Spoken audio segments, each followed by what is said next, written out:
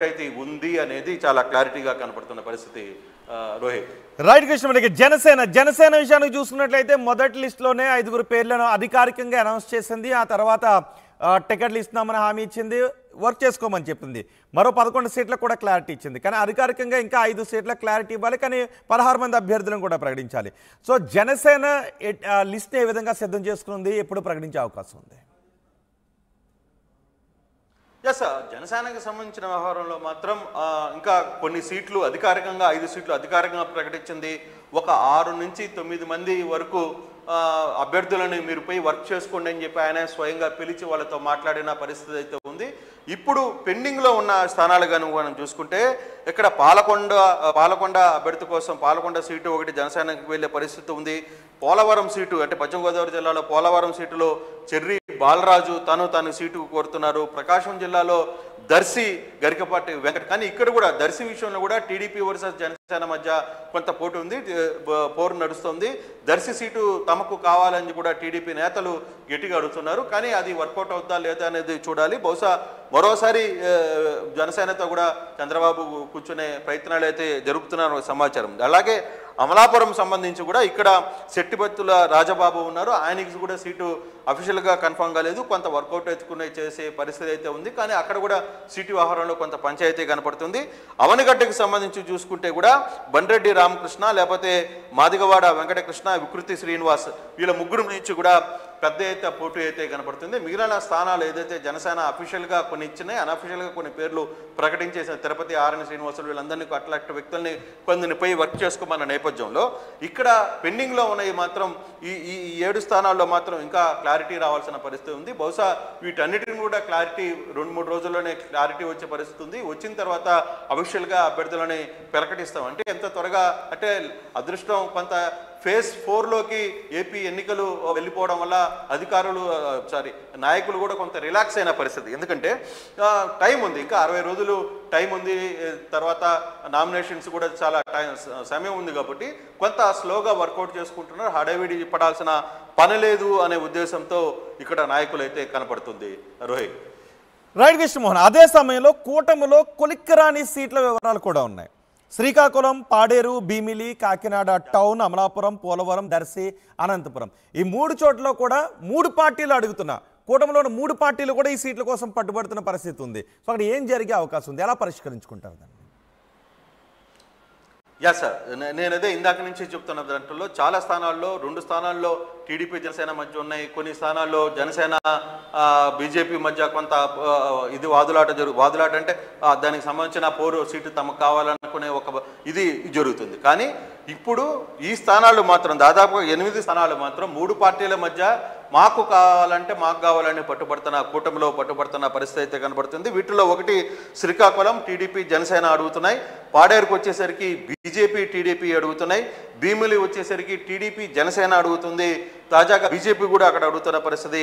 కాకినాడ టౌన్లో TDP BJP 2 కూడా అడుగుతున్న పరిస్థితి అయితే ఉంది. అలాగే అమలాపురంకు సంబంధించి టీడీపీ జనసేన కొంత గట్టిగా అక్కడ పట్టుబడుతున్న పరిస్థితి. పోలవరం సంబంధించి టీడీపీ జనసేన అడుగుతుంది, దర్శిలో టీడీపీ జనసేన అడుగుతుంది, అనంతపూర్ కూడా టీడీపీ జనసేన అడుగుతుంది. దాదాపుగా 8 స్థానాలు శ్రీకాకుళం, పాడేరు, భీమిలి, కాకినాడ టౌన్, అమలాపురం, పోలవరం, దర్శి, అనంతపూర్ ఈ 8 స్థానాల్లో కూడా దాదాపుగా ఈ 2 పార్టీలకు సంబంధించిన వ్యవహారంలో కొంత గట్టిగా కూటమిలో 3 పార్టీలు కూడా ఒకరికి సీటు వదిలినా ఇంకో సీటు మేము కైవసం చేసుకునే పరిస్థితి ఉంటుంది. బహుశా ఈ 2 రోజుల్లో ఈ 8 స్థానాలకు సంబంధించిన మొదట ఈ పట్టు బిగుస్తున్న స్థానాలు 8 స్థానాలే. ఈ 8 స్థానాలని కానీ ముందుగా ఏ పార్టీలకు కానీ అనౌన్స్మెంట్ జరిగితే అక్కడ ఒక క్లారిటీ వచ్చే పరిస్థితి ఉంది. లేనప్పుడు ఇక్కడ 3 పట్టుబడుతున్నాయి కాబట్టి వీటిల్లో ముందు క్లారిటీ తెచ్చుకోవాలనేది చంద్రబాబు ఆశిస్తున్నారు. ఆ దిశగానే బహుశా రేపు ఇంటర్నల్గా కూడా ఒక టీం దీని మీద పనిచేసే పరిస్థితి ఉంది. ఆ దిశగా కూడా చంద్రబాబు ఈరోజు కొంతమందికి ఆదేశాలు ఇచ్చిన నేపథ్యంలో ఇతర పార్టీ నేతలతో కూర్చొని కొత్త రహస్య ప్రాంతంలో కూర్చొని వ్యవహారాన్ని కొలిక్కి తీసుకురావాలనే ఒక ప్రయత్నంలో నిమగ్నమైన పరిస్థితి అయితే ఉంది. బహుశా రేపు ఎల్లుండి లోపల కొంత క్లారిటీ వచ్చే పరిస్థితి అయితే కనబడుతుంది రోహిత్. రైట్ కృష్ణమోహన్, ఆంధ్రప్రదేశ్లో 3 పార్టీలు కూటమిలో ఉన్న బీజేపీ, జనసేన, టీడీపీ మిగిలిన అభ్యర్థులను ప్రకటించడానికి లిస్టును సిద్ధం చేసుకున్నాయి. కొన్ని చోట్ల 3 పార్టీల మధ్య సీట్ల పంచాయతీ కూడా నడుస్తోంది. అందుకే అన్ని స్థానాలకు లిస్టును ప్రకటించలేకపోయాయి. అయితే ఇప్పుడు ఏ పార్టీలు ఏ లిస్టుతో సిద్ధంగా ఉన్నాయనేది మరొకసారి నేను మీకు వివరించబోతున్నాను. పలాస నుంచి గౌతు శిరీష్, ఇచ్చెర్ల నుంచి కళా వెంకట్రావు, పాతపట్నం నుంచి కలమట వెంకటరమణ, చీపురపల్లి నుంచి గంటా లేదా కిమిడి నాగార్జున, శృంగవరపుకోట నుంచి కోళ్ల లలిత కుమారి, భీమిలి నుంచి గంటా లేదా బీజేపీ పోటీ చేసే అవకాశం ఉంది. మైలవరం నుంచి వసంత కృష్ణ ప్రసాద్, సర్వేపల్లి నుంచి సోమిరెడ్డి చంద్రమోహన్ రెడ్డి, నరసరావుపేట నుంచి డాక్టర్ బ్రహ్మారెడ్డి, చీరాల నుంచి తిరువేదుల శ్రీనివాస్, ఆలూరు నుంచి వీరభద్ర గౌడ్, అనంతపురం నుంచి ప్రభాకర్ చౌదరి, గుంతకల్ నుంచి గుమ్మనూరు జయరాం, రాజంపేట నుంచి బత్యాల చెంగల్ రాయుడు లేదా జగన్మోహన్ రాజు, రైల్వే కోడూరు నుంచి పంతగాని నరసింహ ప్రసాద్, అజయ్ బాబు, అరవ శ్రీధర్ ముగ్గురులో ఎవరో ఒకరికి టికెట్ని కేటాయించే అవకాశం ఉంది.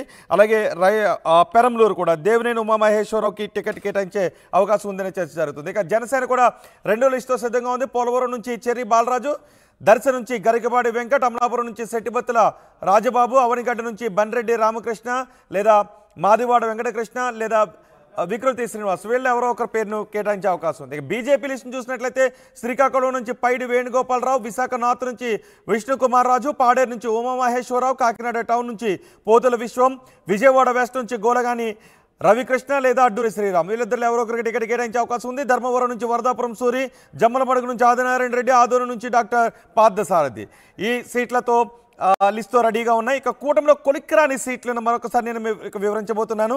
శ్రీకాకుళం, పాడేరు, భీమిలి, విశాఖ టౌన్, అమలాపురం, పోలవరం, దర్శి, అనంతపురం, ఈ 8 స్థానాల్లో కూటమి మధ్య ఎవరికి కేటాయించాలి, ఏ పార్టీ నుంచి అక్కడ అభ్యర్థికి టికెట్ ఇవ్వాలనే విషయంపైన ఇంకా క్లారిటీ రాలేదు.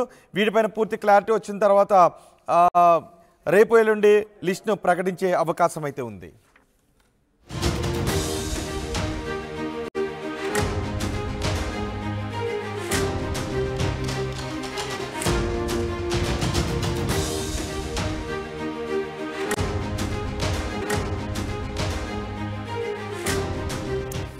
ఆంధ్రప్రదేశ్లో టీడీపీ, జనసేన, బీజేపీ కూటమిలో ఇంకా అన్ని సీట్లకు కూడా అభ్యర్థులను ప్రకటించలేదు.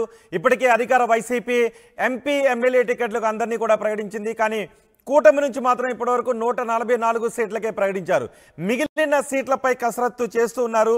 లిస్ట్ రెడీ చేసుకున్న ఇప్పటికే టీడీపీ, జనసేన, బీజేపీ.